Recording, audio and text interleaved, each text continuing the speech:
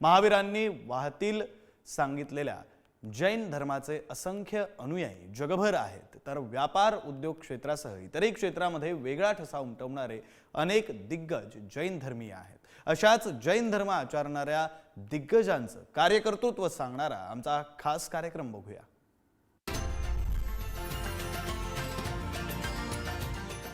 त्या काळामध्ये मानवी जीवनाचं नियमन हे धर्मांच्या माध्यमातून होत असे आणि प्रत्येक धर्म शांतता, समानता, सहिष्णुता याचा प्रसार करत होता। परंतु एक काळ सत्य असं आहे की जगामध्ये एकूण 13,000 युद्ध झाली, त्यापैकी 7 ते 8,000 युद्ध हे धर्मासाठी झाले, धर्मातल्या आपापसातील वादातून झाले।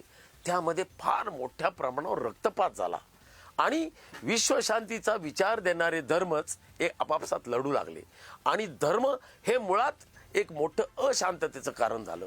मग तुम्ही आजही जर पाहिलं, युक्रेनचा वार पहा, इराक किंवा अनेक मुस्लिम राष्ट्रांची युद्ध असतील, ज्यू आणि हिटलरची युद्ध असतील, अशा पद्धतीने संपूर्ण जग अशांततेनं पसरलेलं होतं।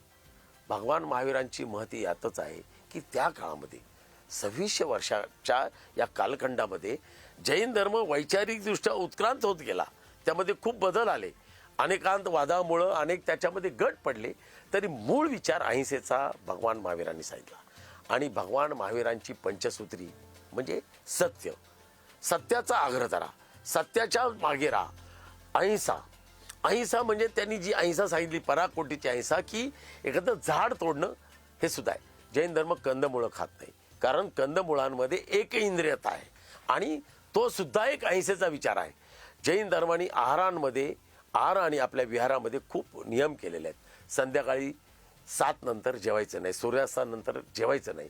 त्याचं मुख्य कारण त्या काळामध्ये सूर्यास्तानंतर आपण काय खातो आणि कितीतरी किटाणू आपल्या शरीरामध्ये जातात, तर त्यांची सुद्धा हत्या होता कामा नये। म्हणजे जैन धर्म हा पराकोटीची अहिंसा मानणारा होता आणि हाच भगवान महावीरांनी दिलेला मोठा विचार। आणखीन एक तुम्हाला मी गोष्ट सांगतो, अपरिग्रह। म्हणजे आज लोकशाहीमध्ये आपण समाजवाद म्हणतो। समाजवाद म्हणजे काय? सर्व समाजाला सगळ्या गोष्टी मिळाल्या पाहिजेत। अपरिग्रहाचा अर्थ हाच होता की कुठल्याही गोष्टीची आसक्ती करू नका, कुठल्याही गोष्टीचा अतिपरिग्रह करू नका। तुम्हाला जेवढं आवश्यक आहे तेवढं घ्या आणि जे काही तुमच्याकडे जात आहे ते अन्य लोकांना, ज्यांना गरज आहे, जे वंचित आहे, जे गरीब आहेत, त्यांना द्या। सगळ्यात मोठा अजून एक भगवान महावीरांनी विचार दिला, तो म्हणजे भगवान महावीर जातपात अजिबात मानत नव्हते, वर्ण व्यवस्था मानत नव्हते। भारतीय परंपरेमध्ये, वैदिक परंपरेमध्ये ह्या चातुर्वर्णीय व्यवस्थेमुळे समाजामध्ये प्रचंड फूट पडली। हिंदू धर्मामध्ये आंतरिक आंदोलन निर्माण झाली। आपल्याला कदाचित कल्पना आहे, डॉक्टर बाबासाहेब आंबेडकर इतके उद्वेगित झाले होते की मी हिंदू म्हणून जन्माला आलो तरी मला हिंदू म्हणून मरण्याची इच्छा नाही, आणि म्हणून त्यांनी बौद्ध धर्माचा स्वीकार केला। तर ही जी काही परिस्थिती होती, त्यामुळं भगवान महावीरांनी जाती व्यवस्थेला प्रचंड विरोध केला। स्त्री समानता, स्त्री ही स्त्रीला साधू होण्याचा अधिकार दिला, स्त्री समन होऊ शकते, स्त्रीला सर्वाधिकार दिला। आणि म्हणून तुम्हाला जैनांमध्ये आजही रस्त्यावर फिरताना श्रमणी किंवा साध्वीजींचा पण गट दिसतो आणि साधूचाच गट दिसतो। दुसरी गोष्ट, विहार करायचा। एकाच दिशेने विहार करून ज्या ठिकाणी 8-10 किलोमीटरवर एखादी वस्ती मिळेल, तो माणूस त्याच्या घरात जे बनवलेलं अन्न आहे त्यातला शाकाहार फक्त तुम्ही घ्यायचा। तो श्रीमंत आहे, गरीब आहे, हे कुठलाही प्रकार जैन धर्माला मान्य नाही।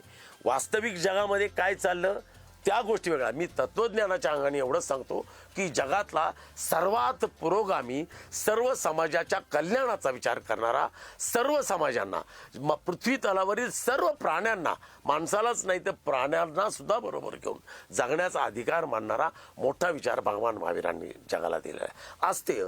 आस्ते म्हणजे आपला साधनशुद्धीता, जगण्यातली साधनशुद्धीता, कुणाला फसवू नये, चोऱ्या करू नये। आणि ब्रह्मचर्य हा जो अर्थ आहे तो असा आहे की ब्रह्मचर्य म्हणजे कुठलाही मुलगा आपला किंवा लहान मुलगा, कुठलीही स्त्री ही संन्यास जीवन स्वीकारू शकते। आणि आपल्याला कदाचित लहान लहान मुलं आज दीक्षा घेताना दिसतात, त्याचं मुख्य कारण त्यांना जो काही मार्ग आहे संन्यास घेण्याचा, त्यागाचा जो मार्ग आहे, तपस्येचा मार्ग आहे। आपण कदाचित कल्पना असेल, जैन धर्म हा जगातील सर्वात दानशूर धर्म समजला जातो आणि त्याची दानशूरता तुम्हाला इस्पितळं, स्कूल, शाळा, इवन अन्य धर्मियांची मंदिरं किंवा कुठल्याही समाजा गरज असेल, आपल्याला कदाचित कल्पना असेल, जेव्हा मोठमोठे लातूरला भूकंप झाला, गुजरातमध्ये भूकंप झाला, नेपाळमध्ये भूकंप झाला, तेव्हा भारतीय जैन संघटनेसारख्या संस्था प्रचंड देशभरातून निधी गोळा करतात आणि तिथे असणाऱ्या सर्व जरूर गरजू लोकांना ते मदत करत असतात. किंवा कुठल्याही आपत्कालीन याच्यामध्ये जैन धर्म आपणाला दिसून येतो. तर भगवान महावीर दारांच्या हा विचारधारेचा जो प्रभाव आहे, त्या विचारधारेतून या समाजाची रचना झालेली आहे, असं मला या ठिकाणी सांगायचं आहे.